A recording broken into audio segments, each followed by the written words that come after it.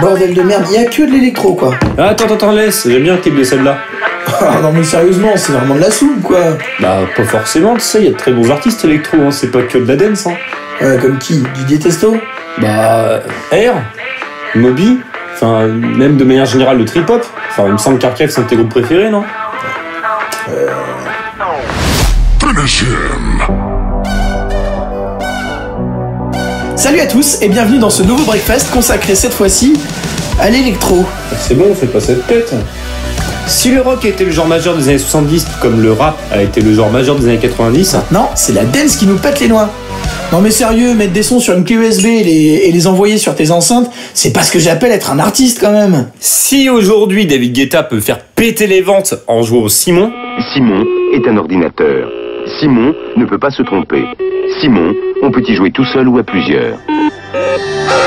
La musique électronique n'a pas toujours été à la mode. En fait, le courant a même été très longtemps limité à un cercle d'initiés, pour ne pas dire une bande d'illuminés. Enfin, faut dire que compiler des bruits, c'est quand même pas forcément très excitant quoi. Ce que vient d'insinuer Alexis avec une pointe de cynisme, c'est que les prémices de ce qui va devenir des années plus tard l'électro tel que nous le connaissons, nous les retrouvons dans la noise music, musique bruitiste en VOST-FR. La noise music a été initiée par les travaux du musicien italien Luigi Russolo au début des années 1900. Russolo appartenait au courant futuriste, très à la mode après la révolution industrielle. C'était, on peut le dire, un visionnaire. Il considérait que le son bruit allait constituer les bases du renouveau musical du XXe siècle, une idée qui trouvera écho auprès d'autres musiciens de son époque. Et on ne vous parle pas des musiciens du quartier, hein, mais carrément Igor Stravinsky et Maurice Ravel par exemple. Ça a l'air pas mal hein, comme ça. Sauf que la vraie noise music c'est John Cage. Johnny Cage wins. Même si ses compositions se réclament davantage de la musique minimaliste que de la noise, il a largement contribué à la postérité du genre, par exemple avec Imaginary Landscape.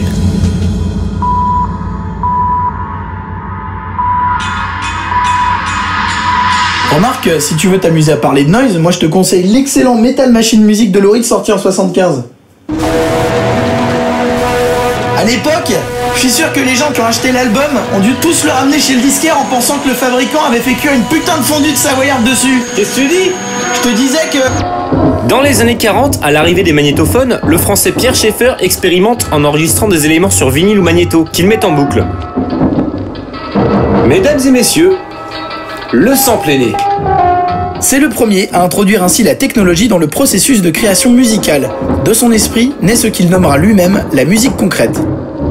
Jusqu'à la seconde moitié des années 60, la musique électronique était réservée aux BO de films ou de séries, dont une très célèbre qui est encore produite aujourd'hui.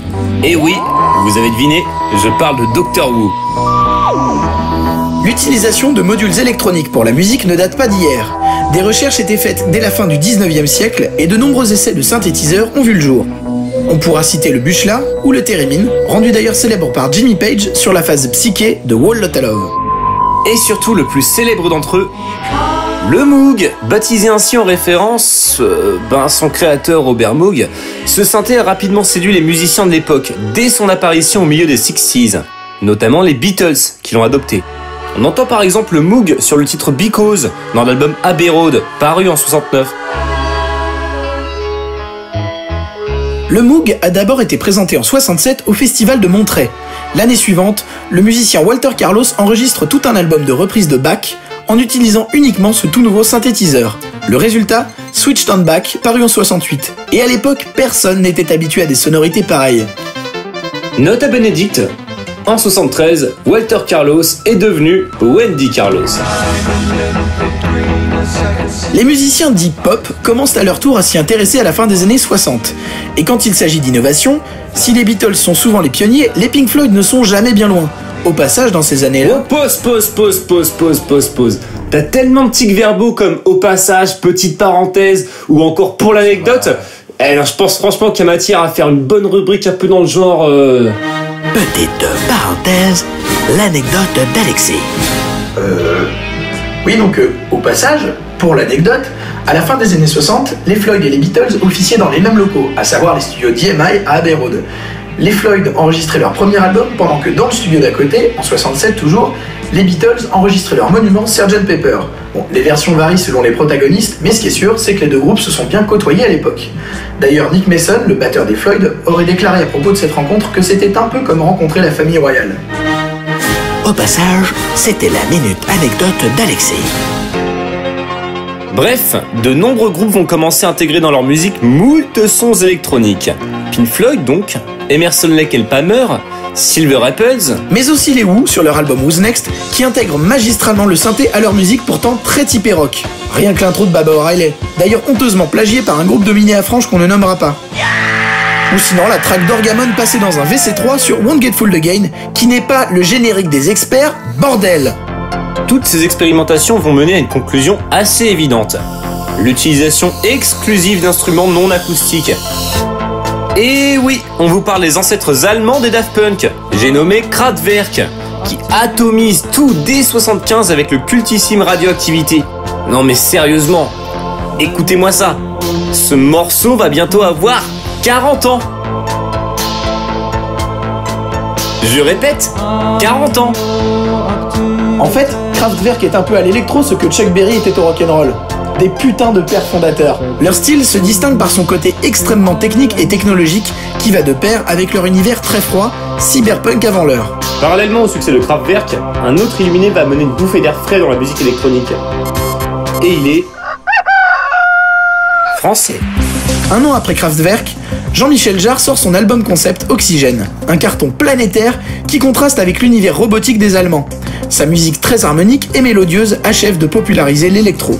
Dans le sillage de ces deux mastodontes franco-allemands, des artistes comme Vangelis et Moroder acquièrent également une notoriété internationale. Toutefois, leur succès se cantonne surtout à la musique de films avec les BO de Blade Runner et des Chariots de Feu pour le premier, et Scarface ou encore Midnight Express pour le second. Mais revenons un peu sur Kraftwerk. Outre le fait qu'ils aient conceptualisé l'électro en tant que genre musical à part entière, ils ont également démocratisé, entre autres choses, le vocodeur. Vous savez, cet effet vocal super chelou si cher au Daft Punk.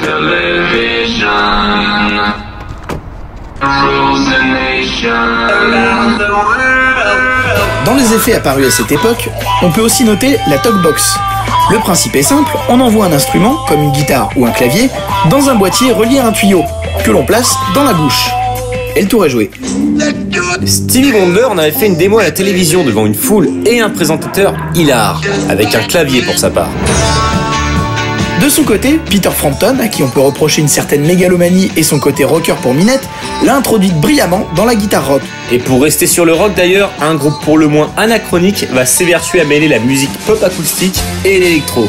Electric Light Orchestra est sûrement la seule formation à appartenir à un mouvement musical qui ne verra véritablement le jour que 30 ans plus tard. Perdu entre le rock, la pop et la musique électronique, Hello pour les intimes invente l'électropop, l'électro-rock et pose même les fondements du trip-hop. Écoutez ce morceau, ça crève carrément les oreilles. Si vous rajoutez une batterie bien trip-hop, avec une bonne basse bien fat, vous obtenez du Portiched. Et ça c'est bon. Si Electric Light Orchestra a acquis un succès mondial avec ses albums Out of the Blue et Discovery, sortis respectivement en 77 et 79, leur univers certainement trop avant-gardiste pour l'époque ne trouvera écho qu'à partir de la seconde moitié des années 90. Sur les décombres du punk et avec l'arrivée des synthés ou encore des boîtes à rythme, naît la New Wave. Attention les gars, terrain glissant. Pour l'aspect dance, on aurait pu parler du disco, mais on aura l'occasion d'y revenir dans une prochaine vidéo. On est un peu comme Rick dans Walking Dead, on n'aime pas tellement griller les cartouches. La New Wave reprend l'univers froid et robotique de Kraftwerk en lui apportant toutefois l'énergie cynique et sautillante héritée du punk. La New Wave se caractérise par une présence non négligeable de synthés qui prennent doucement le pas sur les guitares. Entre la dance, le rock et l'électro, des groupes comme New Order, Tears for Fears voire les Pet Shop Boys dominent les charts et normalisent définitivement l'utilisation de sons électroniques dans la musique populaire. D'ailleurs, pour rester sur ces trois groupes, Blue Monday de New Order ou Mad World de Tears for Fears passaient et passent encore aujourd'hui régulièrement dans certaines boîtes. Et concernant Pet Shop Boys, ceux qui ont joué à GTA V en mode pervers ont certainement pu entendre West End Girl dans les clubs de striptease du jeu. Ouais, on te voit là-bas, fais pas l'innocent. Le courant New Wave est, pour l'essentiel, britannique. Et ce n'est pas un hasard si l'électro va connaître sa consécration à la fin des années 80 sur les terres de la perfide Albion. 20 ans après le Summer of Love de San Francisco, Dont on a parlé par ici. le grand public découvre l'univers de la techno et des rave parties avec le second Summer of Love de 88. La techno et l'électro-dance music commencent à se répandre comme une traînée de coke. Dans ce sillage halluciné, des groupes comme Propeller Heads, Chemical Brothers ou Future Sound of London vont radicaliser le son et affirmer les bases initiées 20 ans plus tôt par Kraftwerk. L'esprit de la big beat, genre dominant de la techno à l'époque, demeure malgré tout très rock. Citons des artistes complètement ravagés comme Fatboy Slim, The Crystal Method et évidemment les monstres sacrés Prodigy. Concernant Prodigy, je crois que même certains rockers pure sauce mescaline ne sont pas aussi rock qu'eux. D'ailleurs, il n'y a pas que l'esprit qui est rock chez eux. Voodoo People, Firestarter. Ces titres sont carrément rock. Et Verlo, celui que vous entendez là maintenant, c'est du métal.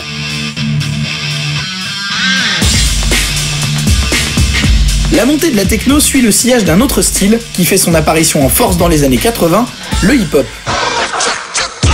Le principe fondamental du rap est l'utilisation de samples trafiqués, notamment des beats des batteurs de funk sur lesquels le MC pose son flow.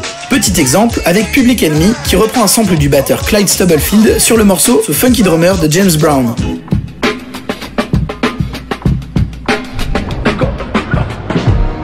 Et sur la fin des années 80, l'électro va se servir également de ce principe. Le drum and bass par exemple, mais pas que. Les gars se mettent souvent à remixer des morceaux plus anciens en y ajoutant des éléments électroniques comme des pads, des drum machines et des basses plus présentes. Et ça, c'est la base du trip-hop. Petit exemple à mon tour avec la reprise par iMonster de Daydream, originellement par Wallace Collection.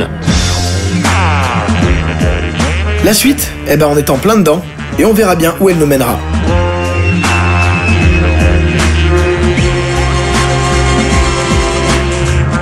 Voilà, c'est tout pour aujourd'hui. Avant de se quitter, on voulait vous remercier encore de nous suivre depuis maintenant 3 mois. N'hésitez pas à vous abonner à la chaîne et à partager un maximum cette vidéo autour de vous. Par exemple avec votre DJ préféré ou avec votre prof de techno pour les plus jeunes, afin que le rock puisse conquérir le monde. Et surtout n'oubliez pas, Claude François est peut-être mort, mais pas le rock.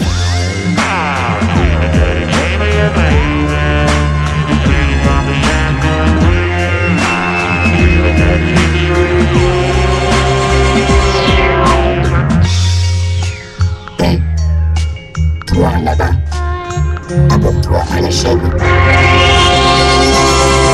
Et aide le rock à conquérir le monde.